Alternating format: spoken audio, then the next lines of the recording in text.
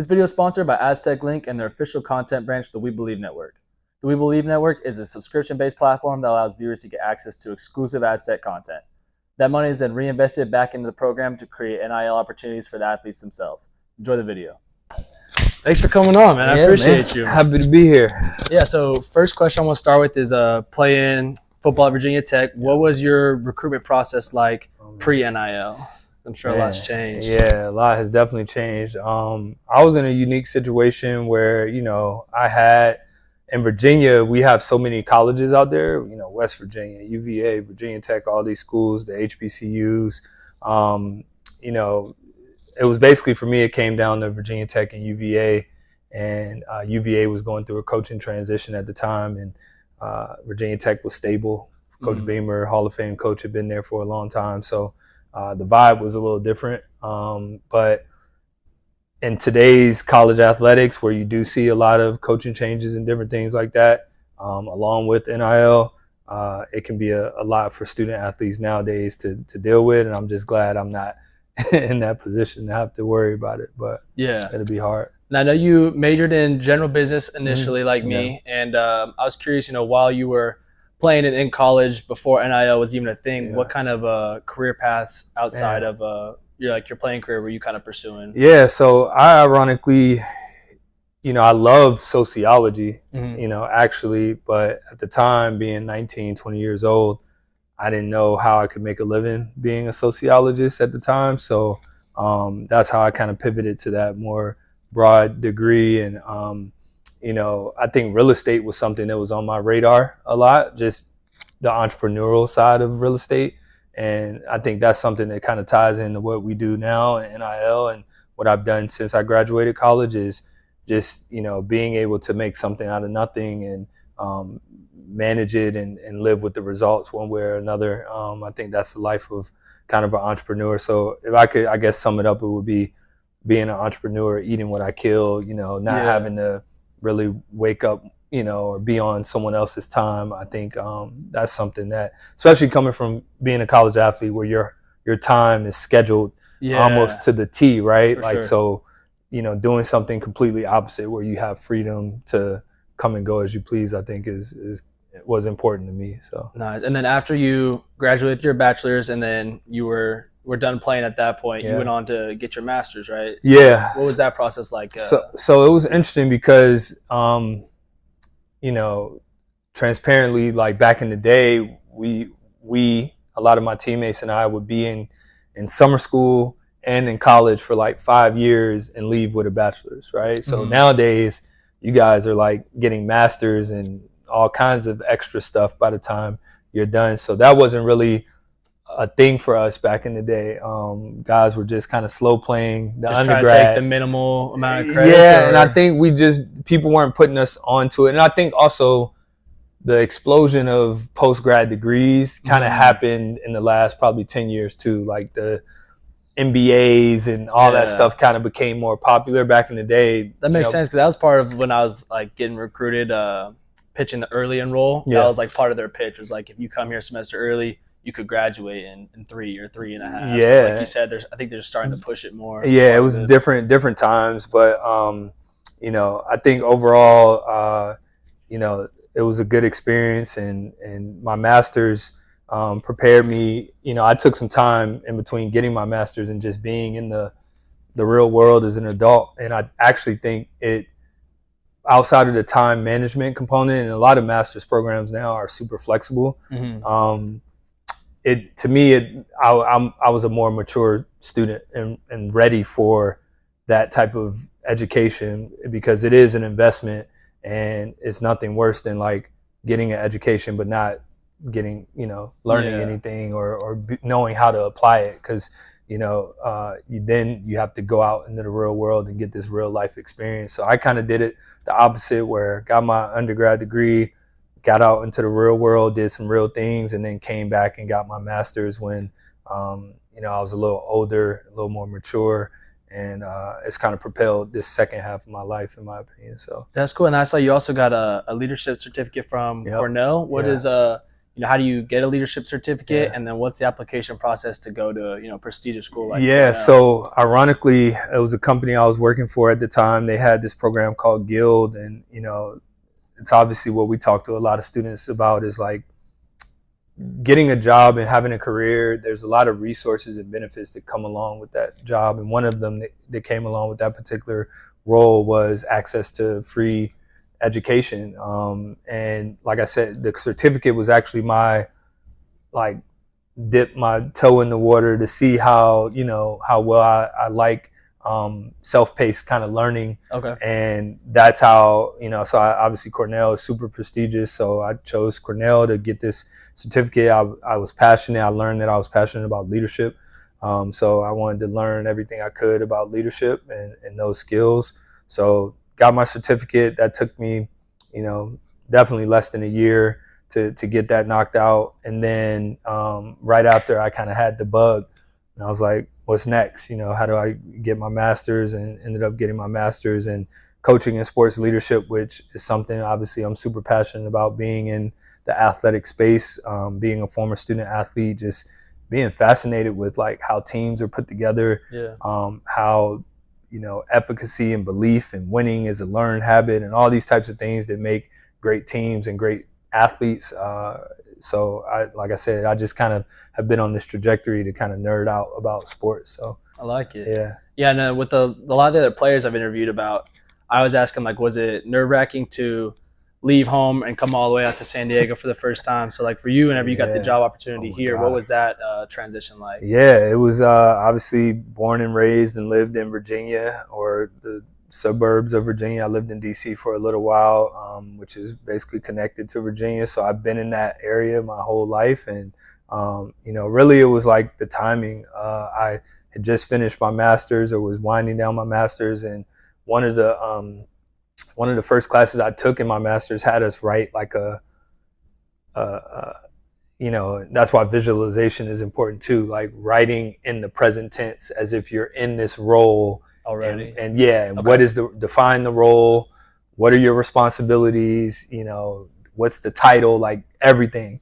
And I had chosen a role, I won't say with the school, but it was a California school. And I was like, because I wanted to live in the sunshine. My wife wouldn't let me live in Texas or Florida, so California was next. And but anyway, I did this project, and it just got my wheels turning on what it is I wanted to do. And I was already working. We had started a collective at Virginia Tech, and so I was already in NIL. I was already coaching, football at the time and different things. So I applied to the role at San Diego State, not thinking that they would actually call me. You know what I mean? It's like they're going to look through these resumes and see a guy from Virginia, and they're not felt even like a long shot at the time. Yeah, and it was like, what do I have to lose? Yeah, right? throw your name in there. Yeah, like whatever. And then I remember I didn't get another opportunity with the technology company in the NIL space. And I remember this day I didn't get that opportunity, Tim Lansky called me and was like, hey man, this is Tim Lansky from San Diego State. You want to, would love to interview. We talked briefly and then set up a Zoom. And then I remember I still told Tim like, hey man, I think California is a long shot because obviously I have family and we're rooted in Virginia. So I just wanted to be honest with him on like, I still think it's a long shot for me to get out there. And he's like, no man, just come out for an interview. Just get out here. Yeah. Obviously. Took you on an official visit. Obviously you get off the plane and you're like, okay, sweet. And then you walk across campus, and it's at the time it was like April. The team was coming off the national championship, I think, and it was just a good vibe and good energy. And I obviously knew where San Diego State athletics has been heading with the new stadium and just so many things in the right direction. And then who doesn't want to live in San Diego? And I had a couple former teammates that played for the Chargers when they were here. Okay. And I kind of consulted. We're still friends to this day. And I kind of asked both of them what their experience was like living in San Diego. And they were both like, man, I would live there today if I could, if I had a reason. And also, you would be crazy if you don't take this opportunity. So had the encouragement of some of my former teammates and longtime friends to do it. And then obviously had to get the buy-in of my wife and kids and family. And, we've been fortunate and blessed that San Diego and San Diego State it's just been like hand the glove, man. It's just been a great fit for me. So That's awesome. I mean, I'm glad you're here, man. yeah. I'm curious, how does actually like executing and getting an NIL deal go down? Like, are you guys reaching out to Yeah. a bunch of different companies? Are they reaching out to you most of the time? Yeah. How does that process work? Yeah, it kind of works in a multitude of ways. I think the fundamental way I always tell our student athletes is like, hey man, go out and, eat what you kill. Like, see what you can drum up. If there's a brand that you're really a fan of, or in your case, like something you're really passionate about, like training and coaching and being an entrepreneur, like there's a track where like there's only so much I can do to help you with that, right? Yeah. Like, but you taking the initiative and learning, and then I'm always there as a resource if you have a question or different things like that. I think the other track is me being out in the community. So we have 450 student athletes. Mhm. I'm one person, right? Yeah. So if I were to try and help every single student athlete one-to-one, Yeah. it's not enough time in the day. So where I look at being efficient with my time is if I can go and make more people aware of NIL at San Diego State, of how great you all are as student athletes, and then you all like make sure your profiles and everything you're doing is ready to go, then those two things kind of converge and meet in the middle. So I would say it happens both ways, but it's challenging, obviously, being one person trying to help everybody. But I would encourage all the student athletes who are interested in some type of entrepreneurial lane or just NIL in general, building their brand, to reach out, connect with me, and I'm happy to help. Yeah, because I know we have a bunch of different platforms like Open Doors and Yep. things like that, and on that, even sometimes, like how you said, applying for San Diego is a long shot. Like I'll just submit application on some that seem like a long shot, and every now and then they work out. So Yeah. that's been awesome. I'm curious, as far as you run the whole department, Yeah. every different sport. So Yeah. like if a company approaches you and says, "Hey, we want to partner with San Diego State Athletics," Yeah. do they usually say like, "Hey, we want to partner with the basketball team" or something like that? Or do you kind of be like, I think you'd be the best fit for softball, or do you kind of steer them into? Yeah, so it's unique. Like I'll use Blenders for example. They kind of came in through men's basketball, Mhm. but then obviously we wanted to, and Chase wanted to get involved with football. Mhm. But then in all those conversations, I'm like, hey, we have track and field, we have baseball, softball, sports that wear sunglasses, and those, I know those programs and coaches are interested.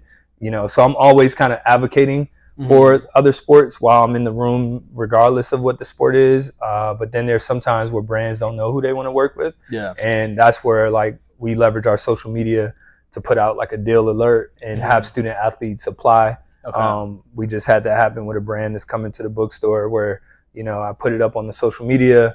A bunch of athletes reached out and was like, hey, I would love to do that. I was like, hey, write a little short Aztec story about why you think you're a good fit for this brand and why this opportunity would be important to you. And then I just send the names to the interested people to the brand, and then the brand says, okay, we want to go with this person or that person. And in some cases, I've had brands push back on certain people, and I'll say, no, I think this is a really good fit, because of their engagement or their experience in NIL. So that's where I get back to like you all making sure you're kind of ready for those moments, because the conversations are being had.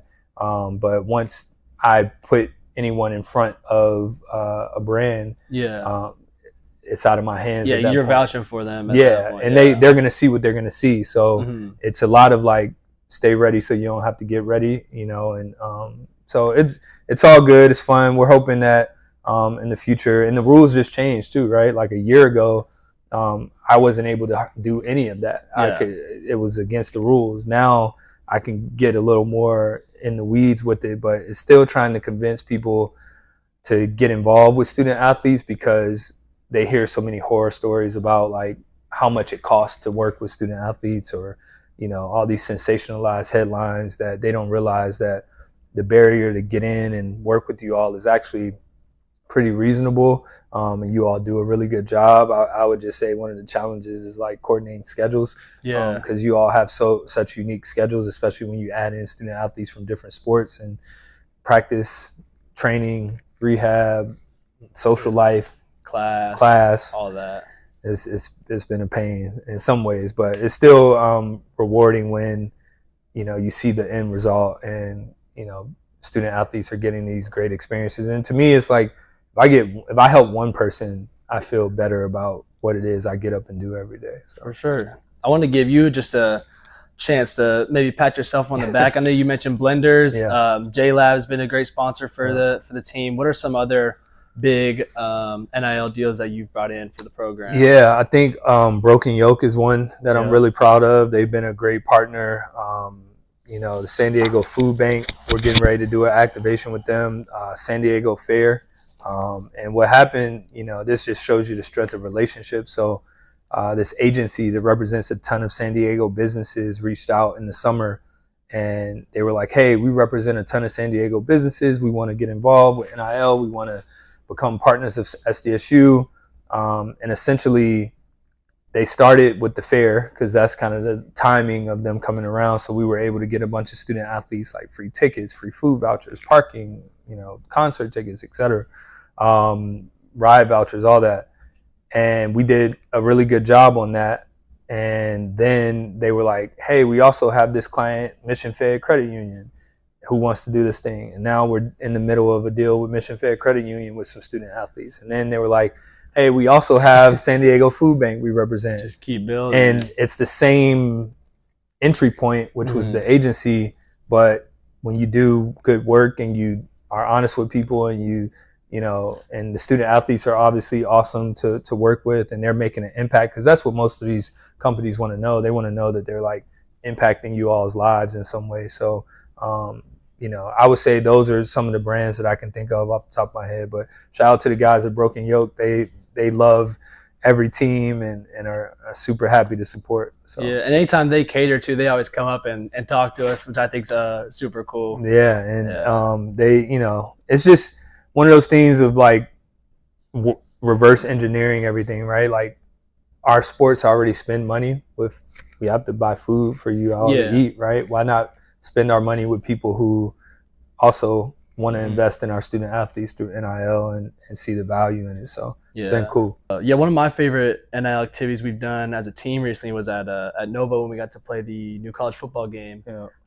against like fans, and there's little kids there too, which was just like super cool to see yourself up on the screen, but also like they brought good food for us, and it was just cool environment for everybody to participate in. Yeah, and I completely forgot about that, but that was a huge moment to me because I had an opportunity to be in an EA game back in the day, and like it's such a cool experience to be in a video game. And you guys got paid. We didn't get paid, at least on the front end. We got a settlement check, but you guys got paid for it, and I'm hoping that they extend that franchise to some other sports, because I think college athletics is a unique market and people support it. They love college athletics, whether it's soccer or football, basketball, whatever it is. So I hope they find a way to expand that. But yeah, that was really cool, and I think it's a huge opportunity to connect you all with the community. That's really what NIL is about. Really, is like, how do you connect with some of these brands? I was telling some recruits recently, you connect with a brand while you're in college and you do a good job and you work with that brand as an ambassador and you're learning all these skills. Well, that company is probably going to be hiring, and then who would they hire? Someone they don't know, or someone like that's been in their family for a long time. So I think that's the value of getting involved in the community and getting involved in NIL and going out to these events and shaking hands and meeting people is, those people are going to maybe be able to provide you an opportunity and expand your network. So yeah, really cool. I wanted to ask, I feel like the only downside people think of when talking about NIL would be, like the transfer portal and how it causes a lot of players to move around. I just want to know what your take was as far as like, is NIL ruining football and college sports? Or because I think, like the things we've talked about, it's super positive. Yes. But just what would you say to people who kind of have that mentality? Yeah, I mean, I think anything is that whole glass half full, glass half empty approach, right? So I think when you talk to student athletes overall, they feel like it's a positive experience. So I feel like that's all that matters, because it's y'all's experience. But I think the one thing I've seen some people try and do is, safeguard, like have it both ways, right? And it's like, if a student athlete makes a decision that doesn't go their way,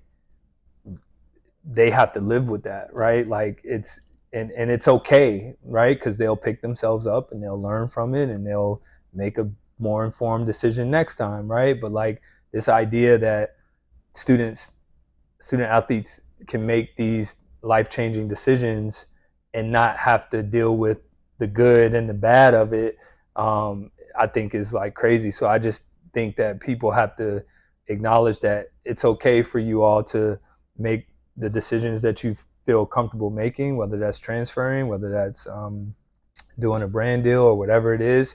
But if something happens and it doesn't go the way that it was promised or this or that, yeah, does it suck? Probably, but like, is it going to be the end of the world? No. And is this going to be the last time that something in your life does not go the way that you expected it to go? So to me, it's like looking at those negative experiences is like still learning experiences for student athletes, right? Like you guys are still learning. Like, man, I should have vetted that agent a little better next time, or you know what? The grass isn't greener on the other side. The grass is greener where I water it, right? Like these are all life lessons that are going to keep showing up in your life as you all matriculate through life. And maybe if you had gone through something adverse as a young person, you're going to make a more informed decision as an older person versus if everything just goes your way every time you make a decision. What are you really learning? You know, like the best lessons are through losses, perceived losses. So kind of going off that same topic, I'm curious about contracts. And have you had any come across your desk where at first glance, like it looks great, but then as you start reading into them, you kind of have to tell the student athletes like, hey, stay away from this brand. And then also like, what advice or like what things do you want to look out for and stay away from? Yeah, I think some of the things that have been scary in the NIL space has been like people trying to advance students' money, essentially like loan you money up front and then say like pay us back when you turn pro. Those types of things are a little, you know, shady in my opinion. The other thing I would say is like exclusivity. So if someone's trying to limit what you can do or who you can do it with in a particular category, so hey, you can't do any other trading card deals, or you can't do any other appearances or work with any other companies except through my company. I think that would be something to be a little hesitant about. And then the biggest one usually is like termination, getting out of a contract and agreement, right? So it's easy to get into one. You just sign your name. It's a little harder to try and get out of that contract. So making sure on the front end there's a clear ability for you to terminate the agreement between you and anyone. And usually those things are like a 30-day notice, 30-day written notice. There could be something in there where it's like you have to give us cause, and then we have to have a chance to cure the cause. I mean, you're talking about just being in a perpetual loop at that point, right? So like, how do you get out of a contract full stop? Like, I don't want to, you know, I don't want to have to give you a chance to cure it. I don't want to have to, you know, give you a specific cause. I just want to be able to give you 30-day notice that, hey, I no longer like to do this deal or work with this company. I think is the key. So think about how you're going to get out of an agreement for sure. And then most important, probably have an agreement. I think that happens way too often where student athletes are doing things kind of off verbal, you know, kind of agreements and things like that. So having agreements. All right. So going into the future, you know, where do you see NIL in the next 5-10 years going forward? Man, I'll probably be a lot more gray for one. But, you know, hopefully more uniformity, like more like I hope things have kind of settled. Right now, you're seeing a lot of chaos because it's new. So it's always going to be bumpy when something new is introduced. So I think we're just going through the growing pains of NIL right now. But what I'm hoping is overall in the future, it'll be consistent across the country, across schools. Everyone to know the rules, everyone to know what they can and can't do. And then I'm also hopeful and optimistic that you'll see more opportunities for women sports and student athletes across all sports. So, you know, I was talking to, I think you've heard different stories where NIL has really prepared students for becoming professionals in whatever that is, whether it's professional athletes, whether it's going to work, having a personal brand, start being an entrepreneur, right? Getting a head start. Like J.R. Tover talks about it all the time. Just the fact that you all are getting like reps Yeah. at being entrepreneurial and problem solving and communicating and sales and all these types of things. So I just hope that it continues to provide a safe space for you all to kind of learn how to do those things. So then you hit the ground running as you leave college. And I left college. I was on, unique story. I was on full scholarship and had student loans because we couldn't work.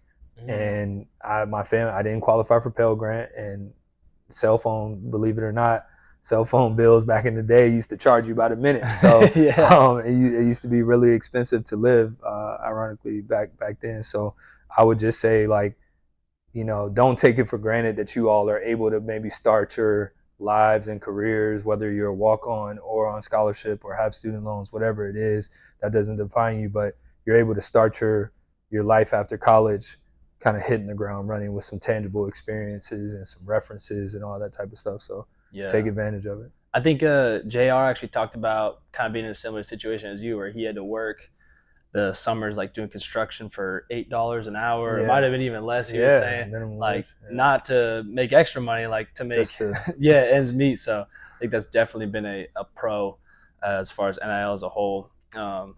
At the end, I like to wrap it up by just giving some, words of advice. And I feel like the biggest thing that I've gotten from you is just keeping the main thing the main thing. So, like, if you're in, 8th grade or high school and your dream is to make money, like, shift your focus to make your dream to win games, and just to have a positive college experience, because I feel like all that other stuff is like a byproduct. That's the perfect word. Yeah. So that's the thing I've learned from you, is just keeping the main thing, and the rest will come from it. Yeah. It's like saying you want, you have an orange tree and you just want the orange, but you don't want to do any of the things that are going to grow the orange. You don't want to water it. You don't want to give it sunlight. You don't want to talk to it. You don't want to pour into it. You just want the outcome.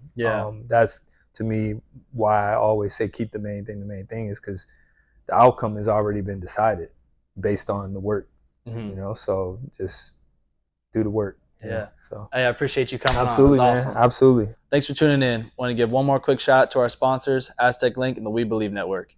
If you're not already subscribed, go ahead and check out the link in the description to get started today.